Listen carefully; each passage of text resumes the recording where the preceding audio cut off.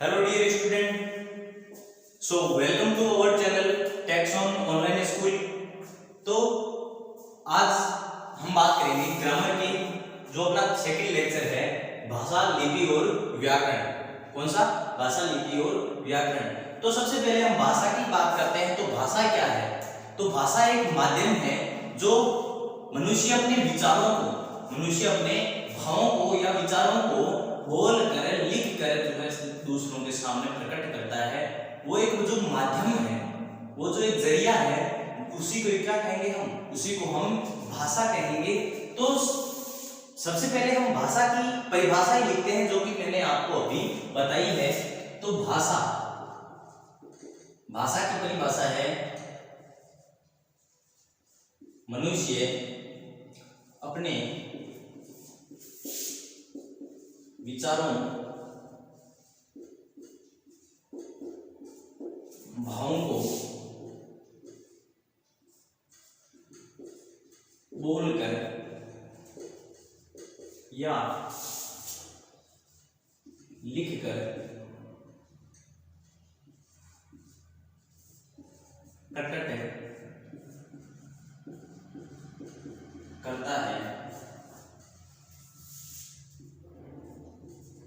करता है वह माध्यम भाषा कहलाता है।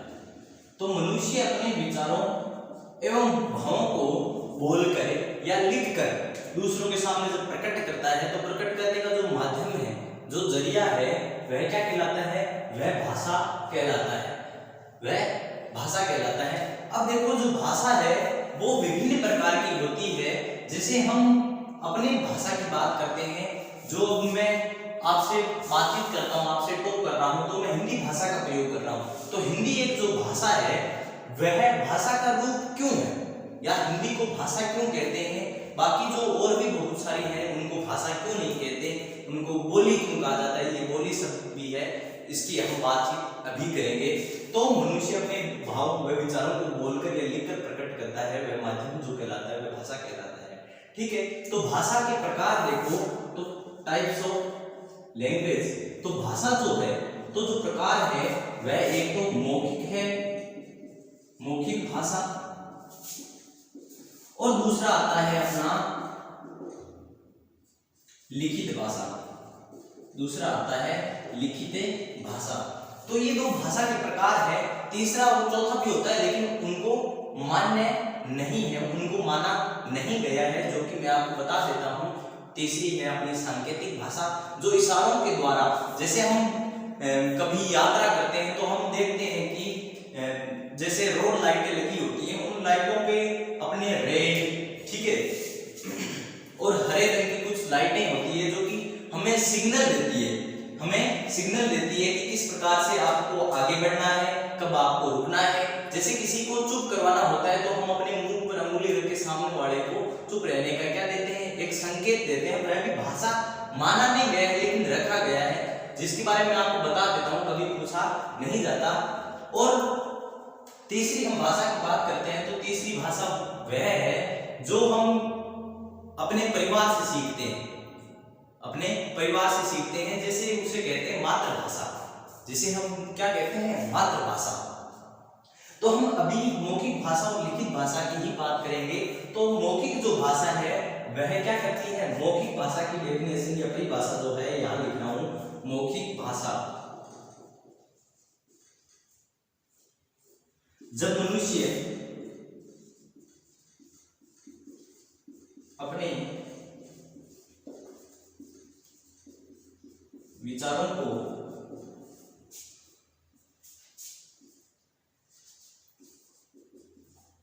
बोलकर प्रकट करता है,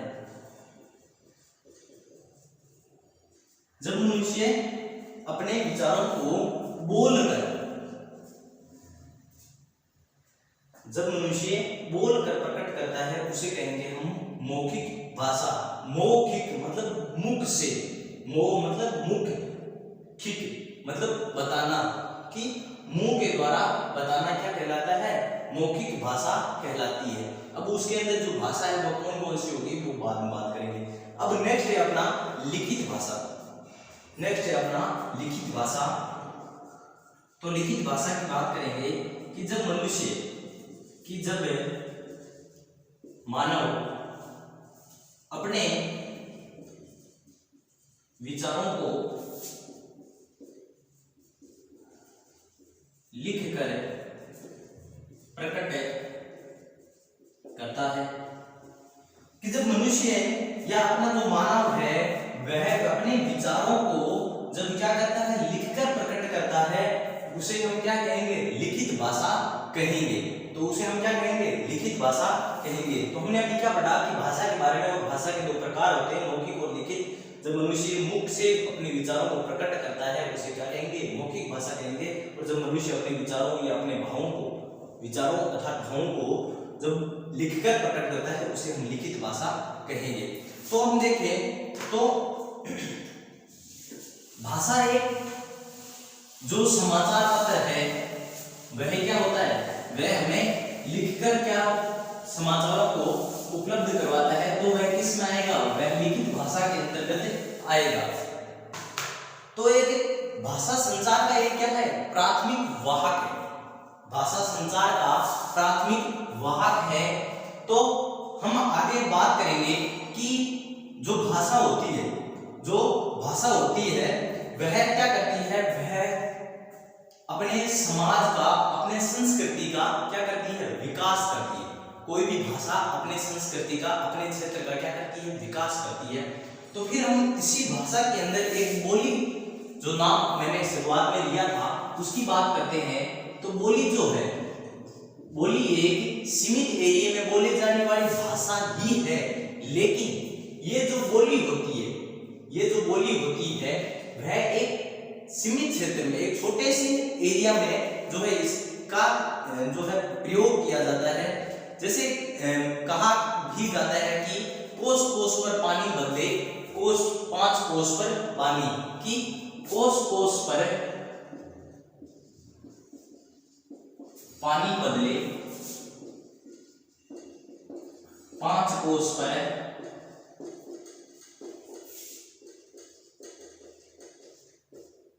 वाणी। अब देखो कोस क्या होता है, 3 किलोमीटर का दायरा। कोस कोस पर पानी बदले, कहीं मीठा, कहीं थोड़ा खट्टा, कहीं जो है एकदम खारा सा मिलता है। तो उसी प्रकार 5 कोस पर, कि 3 किलोमीटर के एरिया को कोस कहेंगे, तो 5 कोस पर क्या बदल जाती है, वाणी बदल जाती है। अर्थात वाणी अर्थात भाषा बदल जाना क्या कहलाती है, बोली कहलाती है। तो बोली है जो एक सीमित क्षेत्र में बोली जाने वाली भाषा ही है। लेकिन इसको क्या है, अभी हम पढ़ेंगे कि भाषा और बोली में अंतर क्या है, भाषा और बोली में अंतर क्या है उसके बारे में देखेंगे।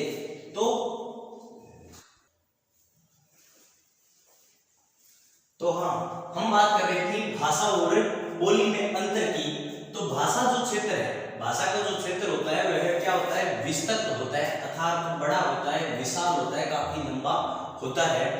और मैं यूं भी कहूं कि भाषा का जो क्षेत्र है, जैसे हम उदाहरण के तौर पे, एग्जाम्पल के तौर पे हिंदी भाषा की बात करते हैं, तो हिंदी जो भाषा है वह भारत के बाहर भी बोली जाती है, वो भारत के बाहर भी बोली जाती है। जैसे मैं कहूं कि, जैसे मैं एग्जाम्पल देता हूं कि कहां कि देखो यूएसए में बोली जाती है, फिर अपने जो दक्षिण अफ्रीका है वहां बोली जाती है, और फिर अपने जो यमन है वहां बोली जाती है, मॉरिशस में बोली जाती है, फिर अपने युगांडा हो गया, सिंगापुर हो गया, नेपाल हो गया, और न्यूजीलैंड हो गया, जर्मनी हो गया। उन सभी जगह अपने हिंदी का है जो काफी विस्तृत एरिया है। तो इसलिए हम हिंदी को किसमें है जो परिभाषित करते हैं या किसमें निर्धारित करते हैं, भाषा के अंदर निर्धारित करते हैं। और कुछ इनकी बोलियां भी है, कुछ उपबोलियां हैं, कुछ भाषाएं हैं, उनके बारे में हम बात अभी करेंगे। तो हम टॉपिक से हट रहे हैं, तो पहले हम इनके ऊपर बात करते हैं। तो भाषा का क्षेत्र जो है विस्तृत होता है, जैसे मैंने एग्जांपल दिया यूएसए, दक्षिण अफ्रीका, जो है Yemen, Mauritius, Singapore, Nepal, Germany, New Zealand, इन सभी जगह है जो हिंदी भाषा का है जो प्रयोग किया जाता है। फिर बोली जो है, बोली का जो क्षेत्र होता है वो एक सीमित क्षेत्र होता है। बोली का एक सीमित क्षेत्र होता है। जैसे मैं बात करता हूँ राजस्थानी की या हरियाणा की, जहाँ पर हरियाणवी बोली जाती है, ब्रज भाषा बोली जाती है, जहाँ अपने कन्नौज जो हो गई वो भाषा बोली जाती है। तो इन सभी जगह क्या है कि उसको हम बोली कहेंगे क्योंकि वह एक सीमित क्षेत्र में बोली जाती है। फिर नेक्स्ट अपने बात करेंगे तो भाषा का एक, भाषा जो होती है वह एक विकसित रूप होती है। किसकी? बोली की। बोली ही भाषा में कन्वर्ट होती है कि जब बोली क्या करती है कि अपना विस्तार बढ़ाने लगती है, इसको बोलने वाले लोग बढ़ते हैं, लोग समझने शुरू होते हैं, तब वह बोली जो है भाषा में धीरे धीरे क्या हो जाती है? कन्वर्ट हो जाती है, रूपांतरित हो जाती है। तो भाषा जो है वह बोली का एक विकसित रूप है। जब बोली क्या हो जाती है? विकसित हो जाती है, तो वह भाषा कहलाने लगती है। बल्कि जो बोली है वह भाषा की क्या है? एक सूक्ष्मतम इकाई है, अर्थात एक मिनिमम, एक छोटी सी छोटी क्या है? इकाई है। किसकी? भाषा की। कौन? बोली। बोली जो है भाषा की सूक्ष्मतम इकाई है। फिर अपने भाषा में साहित्यिक रचना नहीं होती है। अब साहित्यिक रचना का मतलब है कि हम हिंदी में जैसे कविता पढ़ते हैं, कहानी पढ़ते हैं, हम गद्यांश पढ़ते हैं, पद्यांश पढ़ते हैं, ठीक है, कुछ संस्मरण होते हैं, नाटक होते हैं, विवेचनाएं होती है, आलोचनाएं, आलोचक होते हैं, वो बहुत सारे हैं जो जब साहित्य के बारे में हम गहराई से जानने लगेंगे तो बहुत सारे होते हैं। रेखा चित्र इनमें आप जो ले सकते हो। तो वो सब किस में लिखे जाते हैं? वो एक भाषा में ही लिखे जाते हैं। भाषा में इसलिए लिखे जाते हैं क्योंकि उनको समझने वाले बहुत से लोग होते हैं, तभी तो उनका कोई सारांश निकलता है। जबकि जो बोली होती है, बोली में क्या नहीं होती है? बोली में साहित्यिक रचना नहीं होती है। कुछ है, जैसे मैं आपको एग्जांपल देता हूँ, आप मेरे को गलत साबित करोगे कि सर ब्रज तो एक बोली है, ब्रज भाषा में बोली जाने वाली। हाँ बेटा है, वो बोली ही है, लेकिन उसको एक क्या है कि उसको बोलने वाले या समझने वाले लोग धीरे धीरे ज्यादा हो रहे हैं, तब उसको आप क्या कर सकते हो? उसके ऊपर है जो बहुत सारी कहानियां नहीं लिख सकते, लेकिन कोई 2-4 पद्यांश लिख सकते हो, लेकिन उसको हम बोली ही कहेंगे, भाषा नहीं कहेंगे, क्योंकि उसको समझने के लिए वहीं के लोग ही समझ सकते हैं, हर कोई उन्हें नहीं समझ सकता। फिर अब बात करेंगे कि भाषा की अपनी ये क्या होती है? लिपि होती है। तो आप में दिक्कत नहीं होनी चाहिए इस लिपि में, क्योंकि लिपि हम आगे पढ़ेंगे। तो इतना याद रखो कि भाषा की अपनी लिपि होती है, लिपि इसी में पढ़ेंगे। जबकि यहाँ मैं लिख देता हूं कि बोली में कोई लिपि नहीं होती है, कोई लिपि नहीं होती है। फिर हम बात करते हैं, कुछ एग्जाम्पल इसके हो रहे हैं कि भाषा का अपना व्याकरण होता है, भाषा का अपना एक व्याकरण होता है, जबकि बोली का कोई भी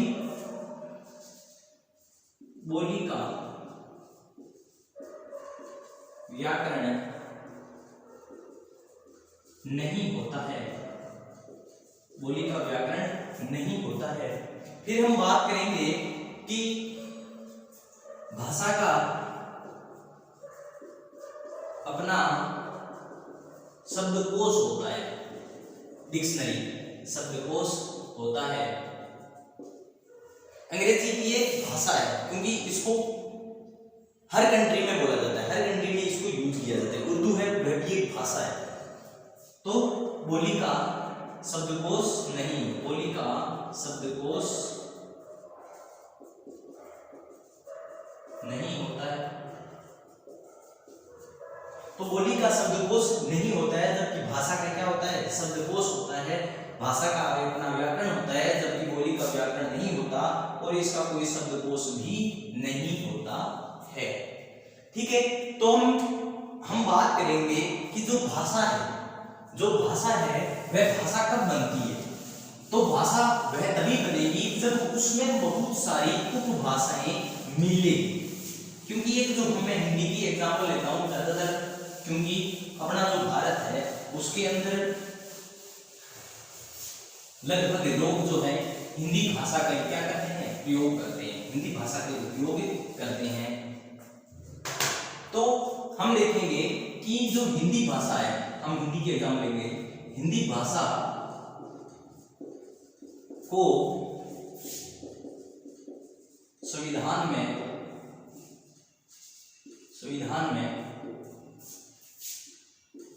राजभाषा के रूप में कब व क्यों स्वीकार किया। तो हिंदी भाषा के संविधान में राजभाषा के रूप में क्यों स्वीकार किया, राजभाषा के रूप में क्यों स्वीकार किया।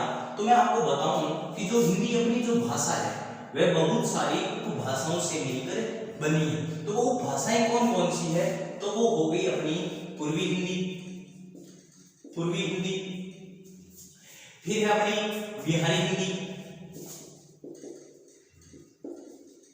फिर है अपनी पश्चिमी हिंदी, फिर है अपनी 5 कुल उपभाषाओं से, कुल है 5 उपभाषाएं, कुल 5 उपभाषा से जो है निर्मित हुई है हिंदी भाषा, निर्मित हुई है। फिर अपनी आ गई राजस्थानी, फिर अपनी आ गई पहाड़ी हिंदी। तो इन सब के मिलने से क्या बनी है, अपनी हिंदी भाषा को स्वीकार किया गया है। और कब किया गया वो भी मैं बता देता हूं कि 14 सितंबर या 14 सितंबर 1949 में संविधान में किसका दर्जा दिया गया, हिंदी को राजभाषा का दर्जा दिया गया, राजभाषा का दर्जा इसे दिया गया। कब, 14 सितंबर 1949 को। और हाँ, इसको अनुच्छेद 343 से 351 तक है जो लिखा गया है या दर्शाया गया है। अनुच्छेद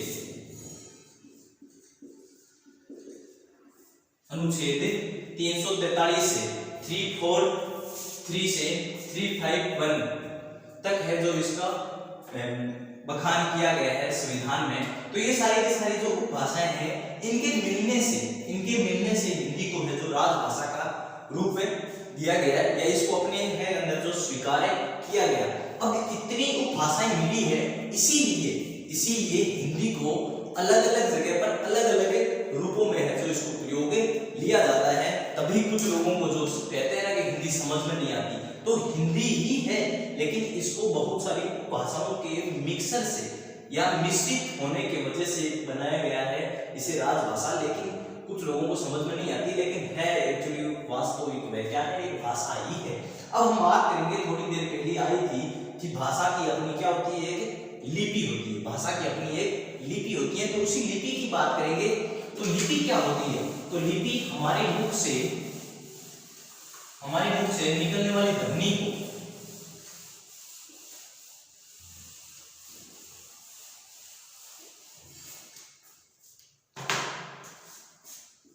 हमारे मुख से निकलने वाली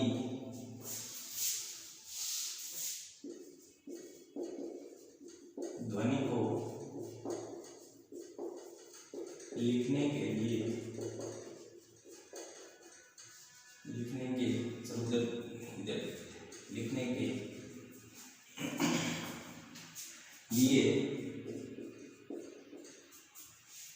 कुछ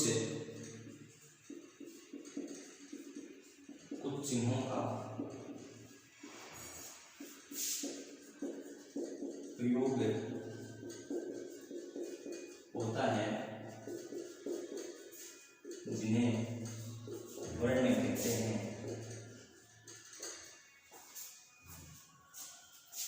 और वर्ण को लिखने का ढंग, लिखने के ढंग को क्या कहते हैं, लिपि कहते हैं। तो अब हमने क्या पढ़ा, तो हमने लिपि की डेफिनेशन जो है एकदम साधारण है, आपको बड़ी दिख रही होगी, लेकिन बात कुछ भी नहीं है कि हमारे मुख से निकलने वाली ध्वनि को, हमारे मुख से निकलने वाली ध्वनि को लिखने के लिए कुछ इसकी जो है नीड होती है, कुछ चिन्हों का प्रयोग होता है जिन्हें हम वर्ण कहते हैं। वर्णन के बारे में हमने पिछली क्लास में पढ़ लिया था। वर्ण कौन से? स्वर और व्यंजन। और उन वर्ण को लिखने का जो ढंग है, जो तरीका है, उसी को क्या कहते हैं? उसी को ही लिपि कहते हैं। उसी को ही लिपि कहते हैं। जैसे हम लिपि की बात करें, आप पूछना चाहोगे क्या हर भाषा की लिपि होती है? हाँ होती है, हाँ होती है। जैसे मैं हिंदी की बताता हूं तो हिंदी जो है, हिंदी की मैं इधर नाम लिखता हूं लिपि और इधर लिखता हूं भाषा। मैं इधर लिपि का नाम लिखता हूं सबसे पहले देवनागरी। तो देवनागरी के अंतर्गत कौन कौन सी भाषा आती है? हिंदी, संस्कृत, नेपाली और मराठी।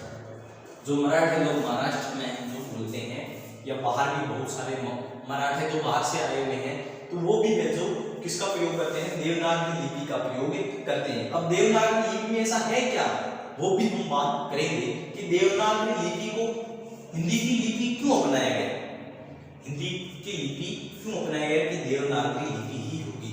अब हम हिंदी का विकास क्रम भी देखेंगे कि संस्कृत से ही क्या बनी है? हिंदी निकली है, संस्कृत से ही हिंदी निकली है। नेक्स्ट हम बात करेंगे रोमन, जो कि अंग्रेजी की है, फारसी जो कि उर्दू की है, और जो पंजाबी है वह है गुरुमुखी। यहां लिख देता हूं गुरुमुखी। तो इस प्रकार से ये कुछ लिपि है, देवनागरी, रोमन, फारसी, पंजाबी। तो इनके सामने लिखे हुए हैं कुछ भाषाएं। तो ये भाषाएं हैं, हिंदी एक भाषा है, संस्कृत भी एक भाषा है, नेपाली, मराठी, अंग्रेजी, उर्दू, ठीक है। सॉरी ये उल्टा लिख दिया, गुरुमुखी एक लिपि है।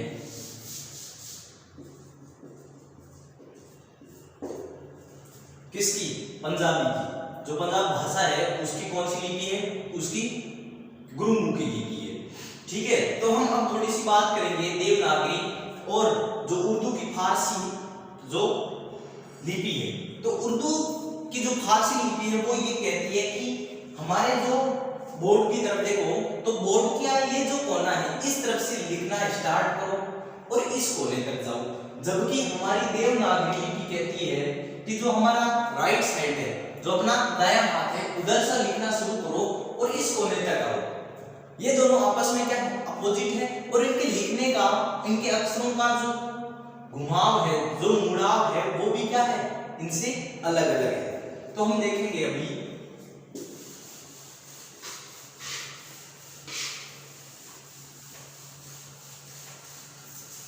नेक्स्ट हमारा जो टॉपिक होगा वह होगा व्याकरण, वह होगा अपना व्याकरण। तो व्याकरण क्या है?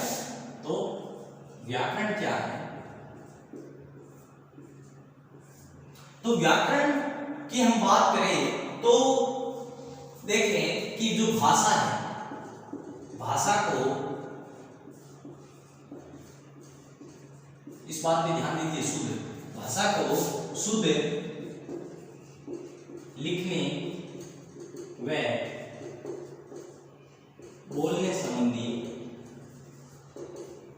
बोलने संबंधी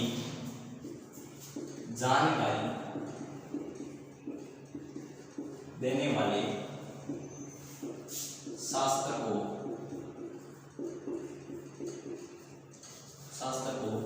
व्याकरण कहते हैं। तो जो भाषा को शुद्ध लिखने और शुद्ध बोलने की जो कला है वह कौन सिखाता है? वो व्याकरण सिखाती है। व्याकरण के अंदर कौन कौन से आते हैं? व्याकरण के अंदर स्वर, व्यंजन या सारी ग्रामर आ जाती है, जो एक ढंग सिखाती है, कब कौन सा क्या लगाना है, कब नहीं लगाना। जैसे मैं एग्जाम्पल के तौर पे आपको बताऊं कि कब आधा में लगाना है, कब मंगल जो लिखते हैं उसको, जब इसको क्या कहते हैं, मैंने आपको बताया था फर्स्ट लेक्चर में, अनुस्वार। अनुस्वार कब लगाना है, कब नहीं लगाना। तो ये सारी चीज बातें, कब चंद्र बिंदु लगाना है, जैसे हम चांद लिखते हैं तो उनके ऊपर चंद्र बिंदु कब लगाना है, ठीक है। तो ये सारी जो बातें, छोटी छोटी जो बातें हैं, वो सारे के सारे कौन सिखाती है, वो व्याकरण सिखाती है। लिखने का जो ढंग है, जो शुद्ध लिखने का जो ढंग सिखाती है, वह व्याकरण सिखाती है। तो व्याकरण के अंदर क्या क्या है, तो व्याकरण के अंदर ध्वनि, वर्ण, पद, पद्यांश, शब्द, शब्द से शब्दांश, वाक्य, वाक्यांश। तो ये सारे निर्मित होते हैं किससे, किस शास्त्र से, व्याकरण नामक जो शास्त्र है उससे ये सारे के सारे निर्मित होते हैं, ठीक है। तो आगे के बारे में हम देखते हैं कि जो व्याकरण है, व्याकरण के दो तीन प्रकार हैं, जो कि हमने पढ़ा था। वर्ण विचार, ये तो हमने पढ़ ही लिया था। फिर अपने नेक्स्ट हम आगे पढ़ेंगे शब्द विचार, ठीक है। फिर हम आगे पढ़ेंगे वाक्य विचार। तो इस सभी की जानकारी है जो आगे के लेक्चर्स में, आगे की वीडियोस में आपको मिलती रहेगी। Best of the luck. यदि कुछ आपके डाउट है वो कमेंट बॉक्स में जरूर बताइए, तो आपको दोबारा है जो उसी आपके डाउट का जो वीडियोस है वो आपके पास अवेलेबल हो जाएगा।